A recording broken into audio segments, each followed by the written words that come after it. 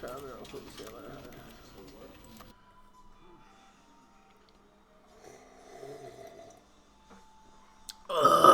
Kaffe gott.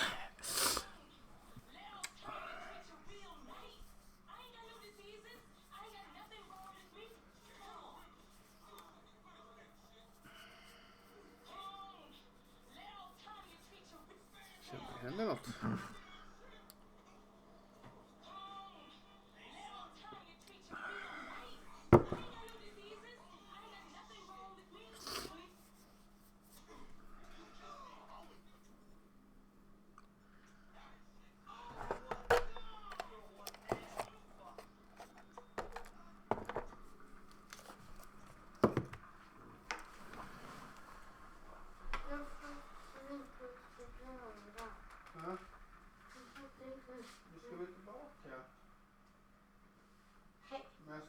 Han säger vad du ska göra, du får ju lyssna. Ja, jag lyssnar men jag kan inte så bra engelska. Men vad du tillbaka, du borde stå vart du ska. Nej, för jag klarar det. Ja, för då ska du tillbaka till resten. Jag kan inte. Jag förstår inte än.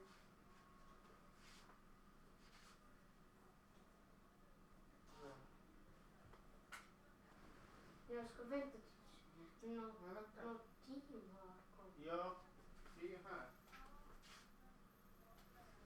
Ja. Det där är till Frank. Nej. Det stod någonting tack för team någonting. This is the story of a man named Stanley. Stanley worked for a company in a big building where he was employee number 427. Employee number 427's job was simple. He sat at his desk in room 427 and he pushed buttons on a keyboard. Orders came to him through a monitor on his desk, telling him what buttons to push, how long to push them, and in what order. This is what employee 427 did every day of every month of every year. And although others might have considered it soul-rending, Stanley relished every moment that the orders came in, as though he had been made exactly for this job. And Stanley was happy. Nu ska vi se här. And then one day, something very peculiar happened. Something that would forever change Stanley. Something he would never quite forget. He had been at his desk for nearly an hour when he realized that not one single order had arrived on the monitor for him to follow. No one had showed up to give him instructions, call a meeting, or even say hi. Never in all his years at the company had this happened. This complete isolation. Something was very clearly wrong. Shocked, frozen solid, Stanley found himself unable to move for the longest time. But as he came to his wits and regained his senses, he got up from his desk and stepped out of his office. Okay. All of his co-workers were gone. What could it mean? Stanley decided to go to the meeting room. Perhaps he had simply missed a memo.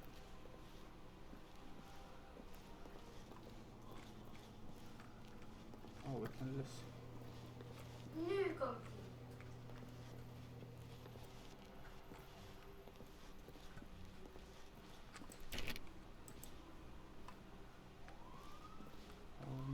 When Stanley came to a set of 2 open doors, he entered the door on his left. Vänster. Aha. Okay.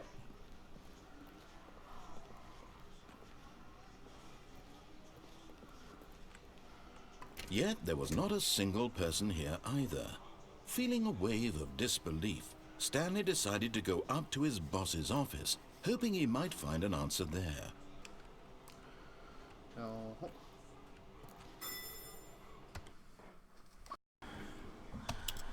Ja, bara gasen är borta. Nu ska vi se. Fick besök av Jehovas vittnen. Alltid trevligt. Coming to a staircase, Stanley walked upstairs to his boss's office. Nu går vi upp. det var låst. Oj.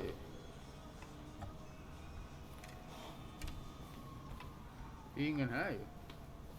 Stepping into his manager's office, Stanley was once again stunned to discover not an indication of any human life. Shocked, unraveled, Stanley wondered in disbelief who orchestrated this, what dark secret was being held from him.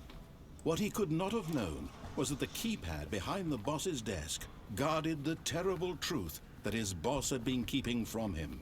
And so the boss had assigned it an extra secret PIN number, 2845.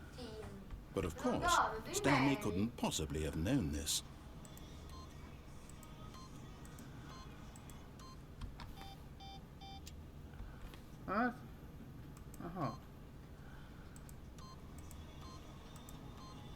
Yet incredibly, by simply pushing random buttons on the keypad, Stanley happened to input the correct code by sheer luck. Amazing. He stepped into the newly opened passageway.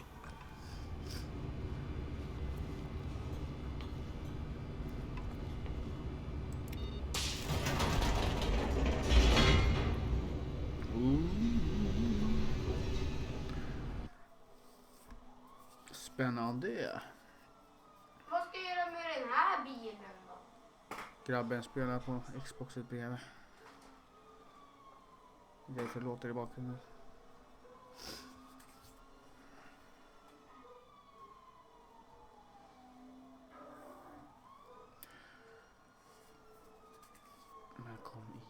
Descending deeper into the building, Stanley realized he felt a bit peculiar. It was a stirring of emotion in his chest, as though he felt more free to think for himself, to question the nature of his job.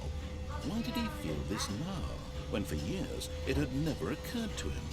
This question would not go unanswered for long. Creepy, creepy, creepy.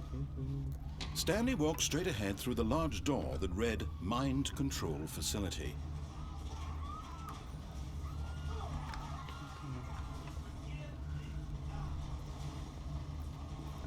Although this passageway had the word escape written on it, the truth was that at the end of this hall, Stanley would meet his violent death. Jag måste prova bara för att.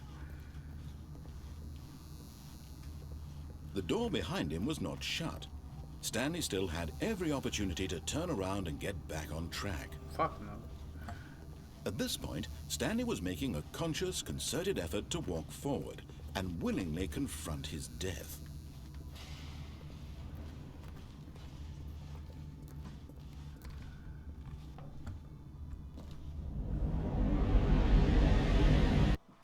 Jaha, jag dog där. Jaha, okej.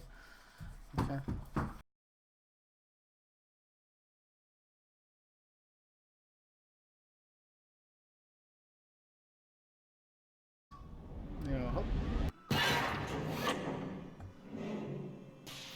Nej, jag dog inte alls. As the machine whirred into motion and Stanley was inched closer and closer to his demise, he reflected that his life had been of no consequence whatsoever. Stanley can't see the bigger picture. He doesn't know the real story, trapped forever in his narrow vision of what this world is. Perhaps his death was of no great loss, like plucking the eyeballs from a blind man. So he resigned and willingly accepted this violent end to his Jag vill inte dö. Farewell, Stanley. Fuck no. Fuck.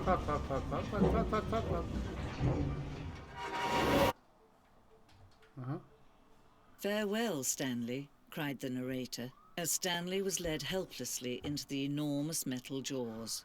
In a single visceral instant, Stanley was obliterated as the machine crushed every bone in his body, killing him instantly. Whoa! Men du, vad fan?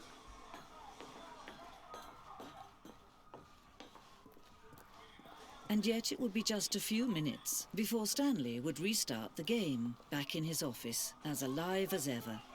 What exactly did the narrator think he was going to accomplish? When every path you can walk has been created for you long in advance, death becomes meaningless, making life the same. Do you see now? Do you see that Stanley was already dead from the moment he hit start? Nej. Jag har varit av med polisen för att de ville då... Men vad fan? Vart ska jag då?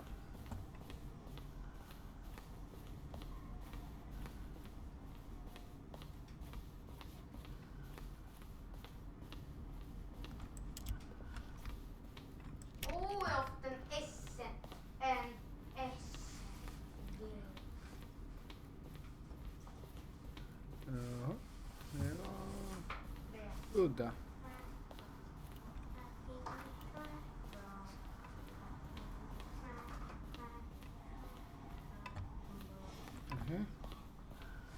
Vad fan ska jag göra då?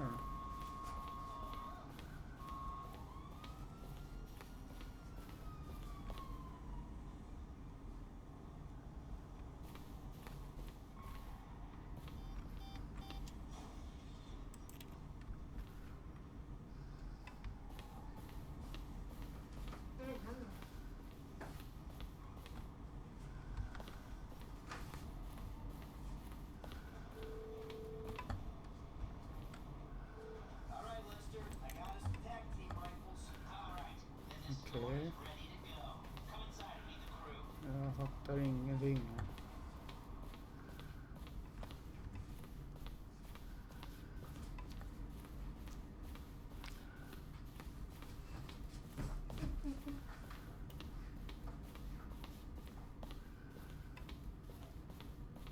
Jag har ju... Vad fan? Men vad fan? Vi gör så här.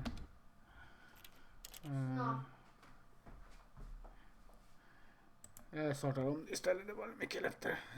Jag dog. Tror jag. Så. All of his co-workers were gone. What could it mean?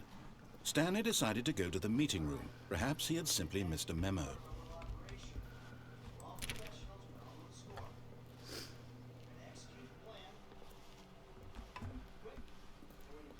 Kontrollerna är ju inte jätte... When Stanley came to a set of 2 open doors, he entered the door on his left. This was not the correct way to the meeting room, and Stanley knew it perfectly well. Perhaps he wanted to stop by the employee lounge first, just to admire it. Vad fan... Yes, truly a room worth admiring. It had really been worth the detour after all, just to spend a few moments here in this immaculate, beautifully constructed room. Stanley simply stood here, drinking it all in. But eager to get back to business, Stanley took the first open door on his left. And so he detoured through the maintenance section, walked straight ahead to the opposite door, and got back on track.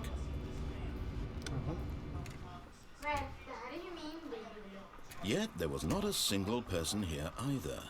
Feeling a wave of disbelief, Stanley decided to go up to his boss's office, hoping he might find an answer there. Lika bra som man säger.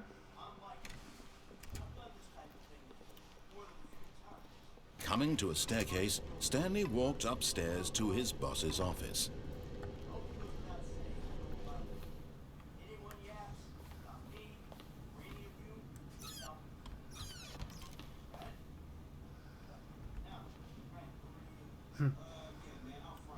Money in the morning, money in the evening, money for breakfast, money crisp. Alright.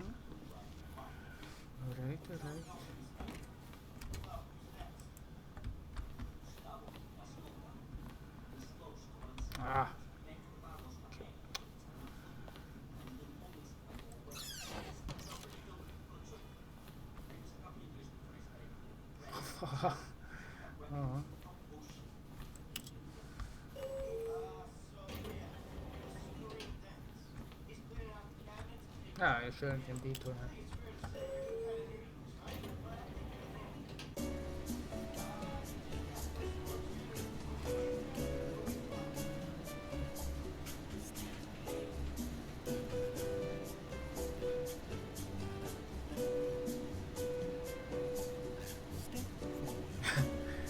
säger de mitt namn?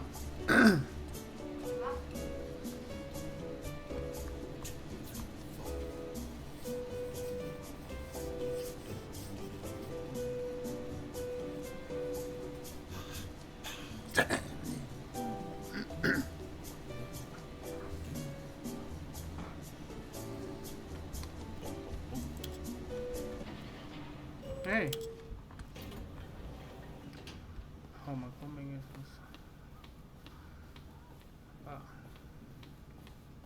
Stepping into his manager's office, Stanley was once again stunned to discover not an indication of any human life. What could it mean? Stanley wondered aloud to nobody. He began wildly tearing through papers on the boss's desk, pulling books off the shelf, looking behind paintings, desperate for clues to his situation. But his attention was caught by a keypad behind the boss's desk. What could its purpose be? In fact, this keypad guarded the terrible secret that Stanley was in such a rush to get through the story as quickly as possible, he didn't even have a single minute to just let the narrator talk. That kind of anxiety isn't healthy, so he relaxed for a few moments with some calming New Age music.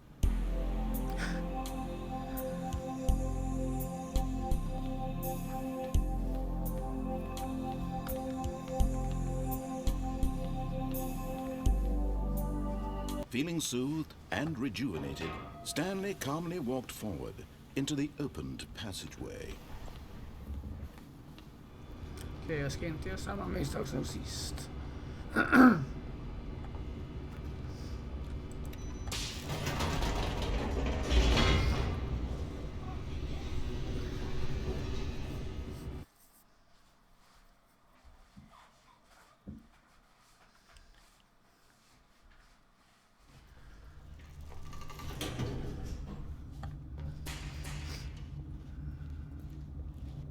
Ja, vi gör så här att vi stannar här. Då får vi se vad som händer sen.